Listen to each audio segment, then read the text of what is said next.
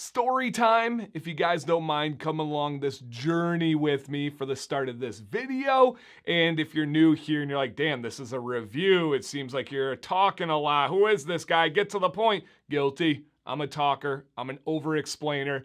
It's just how it works on this channel. I hope that resonates with some of you. But I do think the story is important so you guys can understand where I'm coming from. So some time ago, I don't really know how long ago it was, I reviewed a company known as Striking Viking. And at that time, according to what I could find on data, they were the most sold beard oil on Amazon. I reviewed them. It wasn't for me. I laid out all the reasons why. You guys can go check that video out. And you guys know the channel that are not new here. I have a lot of constructive criticism videos. I don't think I ever bash companies, maybe once in a great while if they strike a personal bone with me, but I try to just be constructive and offer some help in ways that they can get better. And this was no different. I shared my thoughts, and then that is what it is. Now, after a constructive criticism video, there's usually kind of three ways companies approach it. One, they get mad. They post about me online, they threaten to sue me, they actually give me legal paperwork and go through with the lawsuit, or they email me really angry things and talk terribly about me. All right, got it. Another one is they ghost me. I just never hear from them again, and we just go separate ways. Okay, cool. And then the third one, which is much more rare, but it does happen, they appreciate the feedback. They may agree or disagree on points, doesn't really matter, but they take it to heart. They read the comments, they make adjustments, and they grow from there. I have all three of those happen. Well, it's been, like I said, quite a while since I reviewed the Striking Viking, and to my knowledge, I don't remember any interactions with them. So I essentially thought it was one of those ghost situations. I shared my genuine thoughts, they didn't really take it or do anything with it, and it just kind of went away. And then I got an email from a company, Striking Viking, I don't know, maybe 6 months ago, 5-6 months ago, something like that. I'm not going there with the other numbers. I'm not doing it.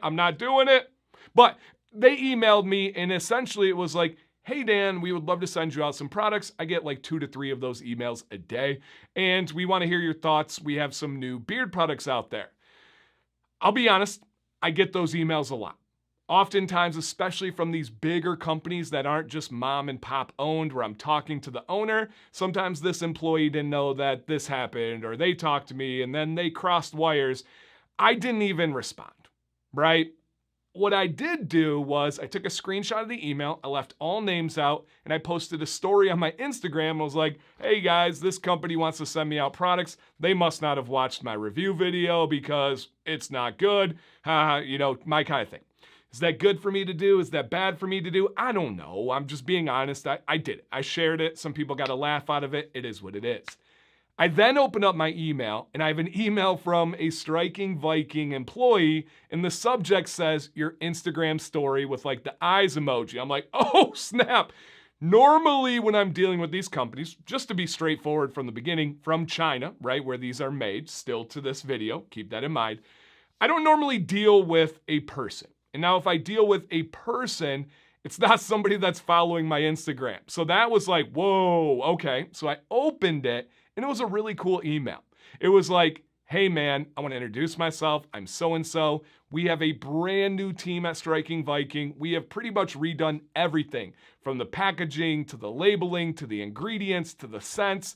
Everything is revamped and redone, and I should have let in with that in the email. My bad. I understand that you're kind of in this unique position. Also, your review video helped shape a lot of these changes. I was like, whoa, that's cool. Never heard back from them, at least that I can remember. Thought they ghosted me. They really meant that they made these changes. Now, with that said, just a big name doesn't impress me. Making changes doesn't impress me much. I will give them credit that they did, and I've been here before, right? There's a company that I reviewed we'll go 6 years ago, and they make a beard jelly. Didn't like it back then. Didn't feel like it absorbed in, no matter how much I used. I didn't like the ingredients. So I had heard from them several times since that video from different employees, different names of the company, asking for a review, and not only that, offering me affiliate positions. And I'm like, have you not seen my review? I don't like your products. How in the world could I become an affiliate? I then tried it again, I don't know, a year or two ago, still wasn't for me. I kept it real, kept it honest, even with them offering an affiliate, even with them offering money, I'm in this for the long haul. I just want to share my honest experience with you guys. That's a big company, right? Turn it down. Other names, big names, don't really do anything to impress me. One of the biggest names in the industry, I made a video kind of ranting recently about a stream where they said, hey, the beard industry is dying. I made the video being like, no, that's garbage. They don't know what they're talking about. It's their mistakes. And then they followed up with another video with my name in the title, completely bending and twisting everything that I said. I think it was a garbage video, to the point where they ended up having to change the title of the video and cutting out a part of the video where they were talking about our Etsy shop. Don't really care, right? None of that means anything to me. I've had big companies offer me salary positions that I've turned down. So with that said, they sent this letter too, and I just want to read this. I don't know if I'm going to do all of it or not, but I think it's important to understand where this company's coming from. Hi Dan, hope you're well, and I want to thank you again for being open to trying our updated products. Your honesty and feedback mean a lot to all of us here at Striking Viking.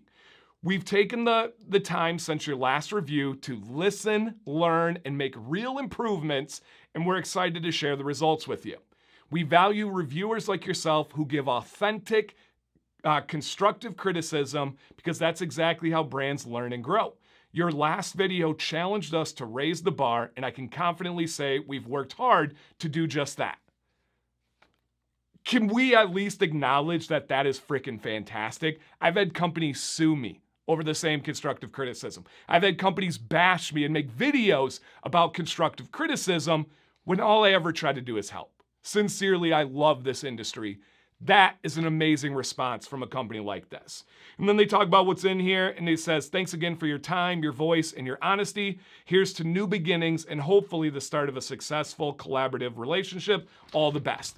And I'll even put it right there if anybody wants to take a screenshot. No BS, not making anything up. That is what's up. That is how you handle a constructive criticism review. Love that. Now, with that said, I have to give a real review here. I can't be biased. I can't put anything in my head and being like, I love their approach. They're doing great. Let's be nice. This is going to be the real. Just like my last one was, just like my beard jelly first one, my beard jelly second one. It's always real here. And let's jump in. If that sounds like a process that you can respect and get behind, check the thumbs up. If you like learning about beard products and beard care in general, and you're not, consider subscribing. I promise you, you found the right home to make your beard as good as it possibly can be. Thank you to those returning subscribers. We have a lot of different products to go over. We're going to start with their beard oil. First thing is, on Amazon, I think it's a little bit less than their website. They might run like discounts and stuff on their website, but as far as I could find, it was $9.98 on Amazon for a 2-ounce oil. Whoo, you're talking less than $5 an ounce. Crazy, but that's what the price is. First thing I notice is they do have this box. Very well done, very trendy, great graphics on there, of course. Open this up in here, and it is like the, I don't know what you would call it, insulated or what. I think it's probably to absorb some oil. Very, very, very nice boxes. Do I really care about the presentation? Yeah, I do. I think it matters. Some of you are like, just put it in a bottle, Dan. I don't need it all dressed up. Doesn't work. Awesome. Some people do care about the presentation. Kobe, boom, baby. That was a bank shot and made it. Now here's the oil. I've used all the oils that I'm going to talk about today exactly twice, and they filled these bad boys up to the tippity top. I know you're like, Dan, it doesn't look like you use much. I used them twice, and I've got a big beard. So these bad boys do look really, really nice. Now, as I said, these are, and it says it on everything, they're very open and honest about that, which I respect. Let me see where I can see it nice and big on the text here. And it says where it was manufactured, and it was manufactured in China. So if that's a sticking point to you guys, I want to be crystal clear. Now, are there challenges with products being manufactured in China and coming over? Yeah. Now, most of our tools and devices are. Just, it is what it is, right? On products, it is tougher because of shelf life. You don't know how long it's been in a shipping container. You don't know how long the trip was. You don't know how long it was in a warehouse. That can be challenging, and I don't have answers on that. If they're watching and they want to give any information, they're welcome to the comment section down below. I'm not going to hide. That is something that is somewhat of a concern when we're talking about all natural plant ingredients. Now, with that said, if we can go over the ingredients here real quick, probably should have kept that box for easier reading, but the ingredients that we are looking at here, you guys, and one thing real quick, recently I had some people on a video that were like, Dan, you don't ever skip the ingredients. You always talk about the ingredients. Why are you skipping on this one? If you notice my videos, I don't ever go over the water-based ingredients. Why? It's a gosh dang chemistry course.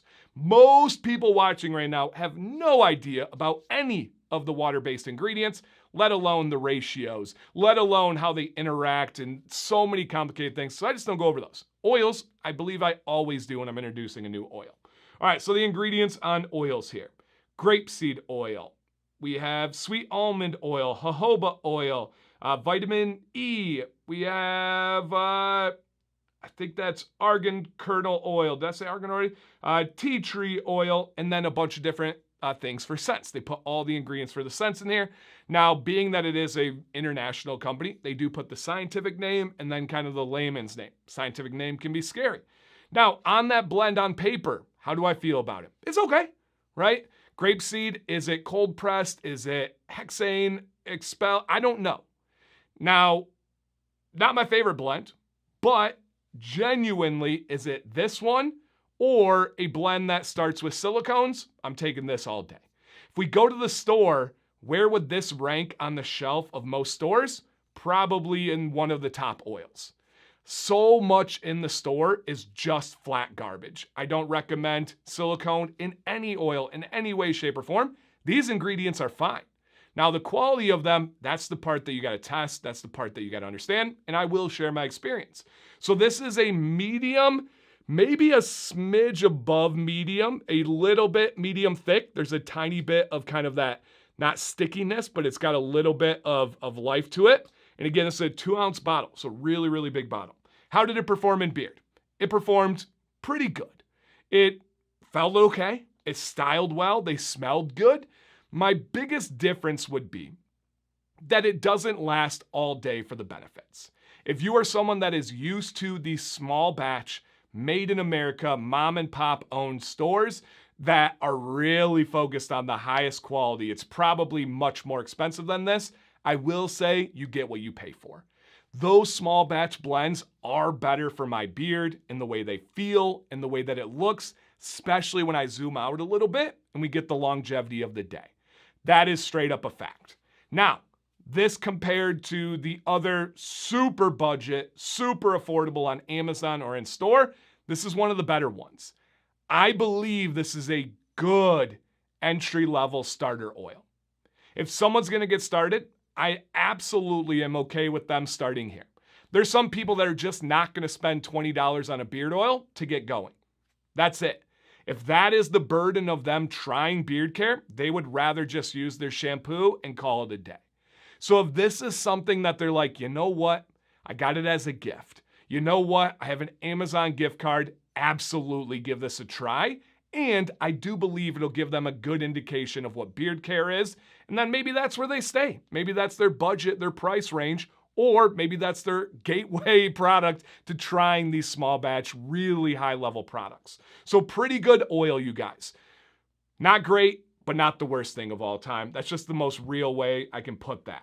Now, and I'll go over scents in a little bit. Their beard balm, I am not a fan of. This is one that I do believe they have some revamping to do. Again, nice little box here. They do have like some little pamphlet in each one of these. Their balm is on the very soft side, and it is on the greasy side. It's not a balm that gives a lot of firm hold. It's kind of like a greasy butter, but not in a good way. I didn't really like much about anything on the balm, but I think it's an easy switch for them. I think it comes down to the ratio of the ingredients. In my opinion, the oils are too high on the ratio as compared to the wax and the butter. So I would firm up the balm a little bit. I only used it once and I just wasn't a fan of it, you guys. It just was not a good feel. It just felt greasy. That was the biggest thing to me about the balm. Now, on the flip side, they have a nice little pack for their mustache wax, and it comes with not only a pick to be able to get it out of the firm wax, but it also comes with a little mustache comb. Oh, that's cute. That's cute. And their mustache wax is firm, and it is a quality product. I tested it just to be able to see how it feels. I'm not a mustache wax guy.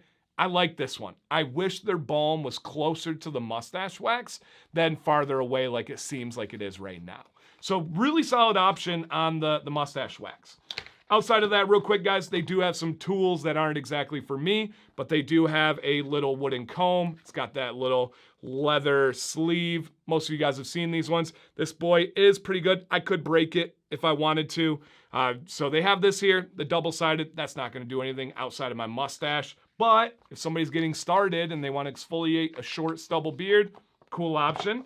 And then they also have a boar's bristle brush. This is just, another one of those pamphlets. Just your straight up traditional boar's bristle brush. It feels fine. Nothing special, nothing bad there. So got those options. All right. And then product wise, they have two other things. They have a beard wash, and then they also have a beard shampoo and conditioner. Now, I'm not fully sure on the difference or intended difference of the beard wash and the beard shampoo.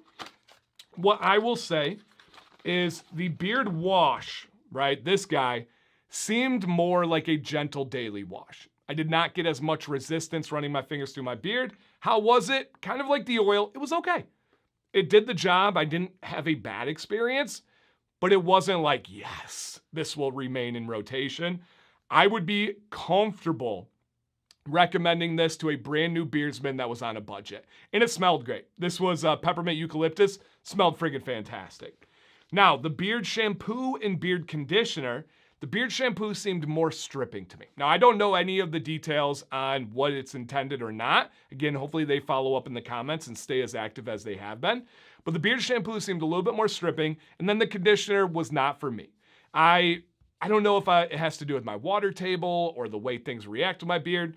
There's a certain kind of conditioner that just makes my beard kind of feel almost like stringy or clumpy, and it doesn't style well, and that's the conditioner here. I didn't feel like it was a terrible product or anything like that. It just didn't work for the styling, but again, beard wash was fine. All right, let's go ahead and talk about the scents that we have here, you guys. So the one that they sent is the first one is the vanilla, because that's what I went over and reviewed the first time, and they said it's revamped. They're like, we didn't only redo everything else, we redid the scents as well. And the vanilla is just a straight up sugar cookie vanilla smell. If you are looking for vanilla, just straight vanilla, not layered, not anything else other than vanilla, it is a straight up vanilla scent. All right, next one is Blue Ocean. This bad boy is like their aquatic cologne. It's nice. Oftentimes, these larger companies, the thing they do the best would be scents, and this is no different. That smells downright wonderful. All right, the next one we have is Bergamot Thunder. You guys know bergamot's one of my favorite scents on the planet. Really beautiful citrus scent. Calm, smooth. It's right in medium for longevity, right in medium for scent strength as well. And then last one is Terrasol. And this is kind of like their earthy type scent. It kind of reminds me of like the desert and just outdoors earthiness. Out west, you get a little bit of like some spice in there, something that's a little bit warmer, a little bit darker. Really nice balance. They crush it on the scents. They don't smell like chemically or fake or anything. Very, very high level. And that's all I got.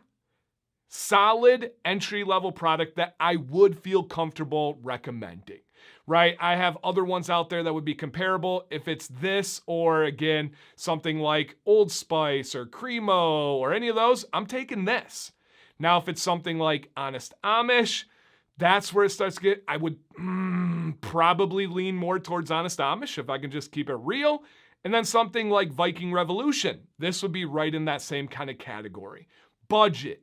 Gateway, entry, gonna get people started and get a feel for what beard care is, and then kind of go from there. I respect the heck out of their approach to this video and the way they reached out, and I think they're gonna continue to listen. I think they're gonna continue to grow, and we'll see where they take it. Now, down below, Have you guys experienced any of these updates? What are your thoughts on their approach? Do you have any questions for myself? Do you have any questions for them? I think I laid it all out there, but if I missed anything, please let me know, you guys. I respond to every single question. Thank you. My name is Dan C. Bearded. Please stay bearded and stay positive.